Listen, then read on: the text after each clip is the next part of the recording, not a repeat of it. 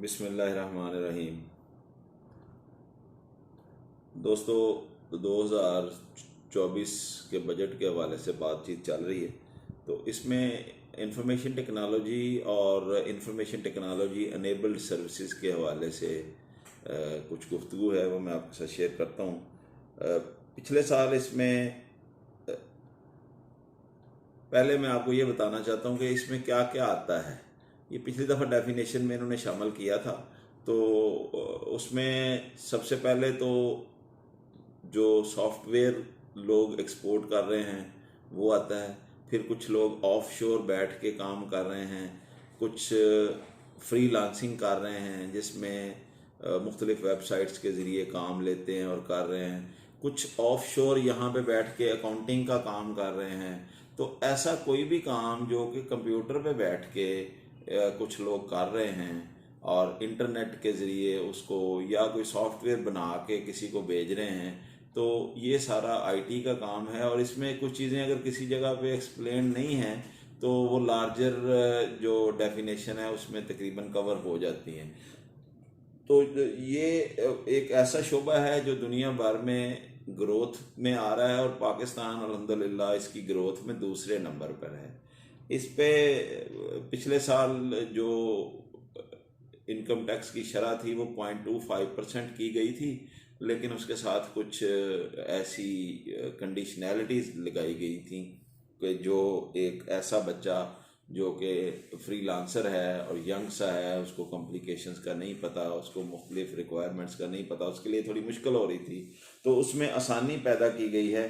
उसको महाना फ्रीलांसर्स को या इस तरह के लोगों को महाना अपना सेल टैक्स रिटर्न जमा करवाने से एग्जेम्पशन कर दी गई है और उनको एक सादा पेज का सिंपल इनकम टैक्स रिटर्न होगा जो वो फाइल करेंगे और उनको जो है 0.25% टैक्स दे के तो आईटी की जो एक एनेबलिंग एनवायरनमेंट है उसमें उसका वो बेनिफिट ले सकेंगे। तो इससे ये होगा कि हमारी जो इंफॉर्मेशन टेक्नोलॉजी से हमें इस वक्त तकरीबन $2 बिलियन आ रहे हैं। तो ये हमारे डॉलर्स जो हैं वो इसमें एक अच्छा खासा इंक्रीज़ आना चाहिए। और मेरी नज़र में पाकिस्तान के पास फौरी तौर पर अपनी एक्सपोर्ट्स को बढ़ाने का जो ज़रिया है वो आईटी और आईटी एनेबल्ड सर्विसेज ही हैं। बाकी अगर मैन्युफैक्चरिंग में इधर उधर जाते हैं तो उसमें थोड़ा लंबा टाइम लगता है।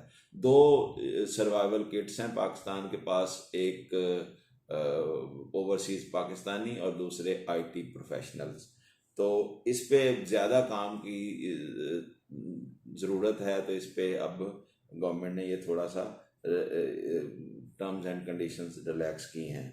उसके बाद जो जितनी आप एक्सपोर्ट कर रहे हैं उसका 1% जो है वो आप किसी बगैर कस्टम के और बगैर किसी टैक्स के अपनी चीज़ें मंगवा सकते हैं। यानी अगर आपने $1 लाख की एक्सपोर्ट की है साल में तो आप $1,000 तक का अपना आईटी का एक इक्विपमेंट जो मंगाएंगे उसके ऊपर किसी किस्म का टैक्स जो है वो आपको नहीं पड़ेगा और उसमें कस्टम नहीं पड़ेगा, उसमें जितने भी फॉर्मेलिटीज़ हैं वो सारी नहीं पड़ेंगी और आपकी फ्री जो है वो गुड्स क्लियरेंस हो जाएगी। लेकिन आपको वहाँ एक सर्टिफिकेट देना पड़ेगा कि ये आपने इतनी एक्सपोर्ट की हुई है। उसके बाद आईटी में जो लोग डील कर रहे हैं, जो फ्रीलांसर्स हैं, उनको बैंकों से बड़ा मसला रहता है कि जी बैंक ने सर्टिफिकेट नहीं दिया, उसका एनकैशमेंट सर्टिफिकेट नहीं दिया। तो इसमें हुकूमत इस पे काम कर, कुछ बैंक बड़े इसमें एक्टिव हैं, इफेक्टिव हैं। वो ऑनलाइन सर्टिफिकेट ना सिर्फ आईटी के केस में आ जाता है बल्कि फॉरेन रेमिटेंस के हर केस में ऑटोमेटिक जो अकाउंट होल्डर है उसकी ईमेल पे आ जाता है। लेकिन कुछ बैंक जो हैं वो पाकिस्तान के रवायती हैं और उनमें उस तरह से जिद्दत नहीं आ रही या वो लोग उस तरह से आईटी एनेबल्ड नहीं है।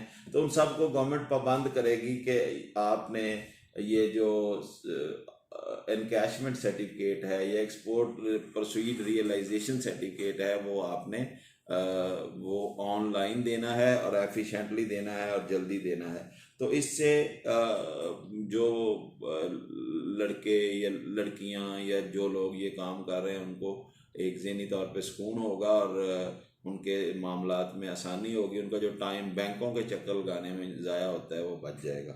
इसके बाद जी आईटी को एसएमई का दर्जा दिया जा रहा है और एसएमई के कंसेशनल टैक्स रेट हैं वो भी आप लोगों को अलाउ होंगे, लेकिन ये उन लोगों के लिए है जो आईटी का काम कर रहे हैं which is with in Pakistan.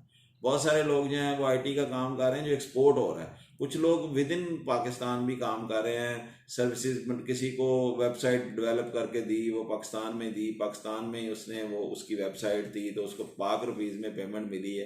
तो अब जो पेमेंट उसको पाक रुपीज़ में मिली है उसको एसएमई का दर्जा दे दिया गया है। आइंदा से जब वो अपना रिटर्न फाइल करेगा तो एसएमई के जो कंसेशनल रेट्स हैं जो कि मौजूद इन रेट्स के मुकाबले में बहुत लुक्रेटिव हैं वो उनको अप्लाई होंगे। तो इस तरह करने से एक ओवरऑल पाकिस्तान में आईटी एनेबलिंग एनवायरनमेंट बनेगा जिससे लोगों को आईटी के काम में थोड़ी महारत हासिल होगी और अल्टीमेटली वो एक्सपोर्ट के लिए जाएगा। इसके अलावा आईटी सर्विसेज जो लोकल हैं उनकी सेल टैक्स में जो इस्लामाबाद में एप्लीकेबल है वो 15% था पहले सेल टैक्स, अब उसको 5% कर दिया गया है। Still this sale tax is for the local services. तो बहरहाल अगले साल से इनको जो है वो प्रोफेशनल ट्रेनिंग की भी बात हो रही है। तो मेरी गुजारिश हुकूमत वक्त से ये है कि इन बच्चों के सर पे हाथ रखें, इन बच्चों को इनकरेज करें, इन बच्चों को मज़ीद फैसिलिटीज़ दें और इन बच्चों को बुला के एक मीटिंग करें। और ये ना हो कि उसमें अपने मामे चाचे बुला लें। जो सही बच्चे काम करने वाले हैं, जो सॉफ्टवेयर एक्सपोर्ट हाउसेज हैं, जो इंडिविजुअल पे फ्री लांसर हैं, अच्छा काम करने वाले हैं, उन सबको बुलाएं, उनको एक टारगेट दें, उनको कहें कि ये आपने 2 अरब है, हमें आपसे 20 अरब चाहिए और विद इन 2-3 ईयर्स ये बच्चे आपको 20 अरब डॉलर देंगे। लेकिन आपको अपनी जो है वो इनके लिए मेरिट बेस्ड अप्रोच करनी पड़ेगी, इनको टारगेट देने पड़ेंगे, इनको इंसेंटिव देने पड़ेंगे, इनको रिकग्नाइज करना पड़ेगा। आप ऐसे लोगों को ज़रूर रिकग्नाइज करते हैं जी उसने ड्रामे में फ़लाँ अच्छा सीन किया था, अब उसको मैं फ़नून लतीफ़ा के ख़िलाफ़ नहीं हूँ कि जी आप किसी ऐसे बंदे को रिकग्नाइज करें जिसने कोई काम किया। ये आज का दौर वो है कि जो बच्चे कम सरमाए के साथ, जो किसी हम बड़ी बैकग्राउंड के बगैर जो बच्चे काम कर रहे हैं, जो लोग काम कर रहे हैं, जो पाकिस्तान की इकनॉमिक सर्वाइवल की जद्दोजहद कर रहे हैं और उनको पता भी नहीं है कि हम पाकिस्तान की इकनॉमिक सर्वाइवल और पाकिस्तान की सेल्फ रिलायंस के लिए काम कर रहे हैं, उन लोगों को रिकग्नाइज करें, उनको एनकरेज करें, उनके नाम जो है वो हॉल ऑफ फेम में और उनके नाम जो हैं वो मशहूर करें, इधर उधर मीडिया के ज़रिए उनको रिकग्नाइज करें और उनको इज़्ज़त दें और उनको सोसाइटी में इज़्ज़त दें। उनके लिए जो मुख्तलिफ जो भी आप कर सकते हैं वो करें।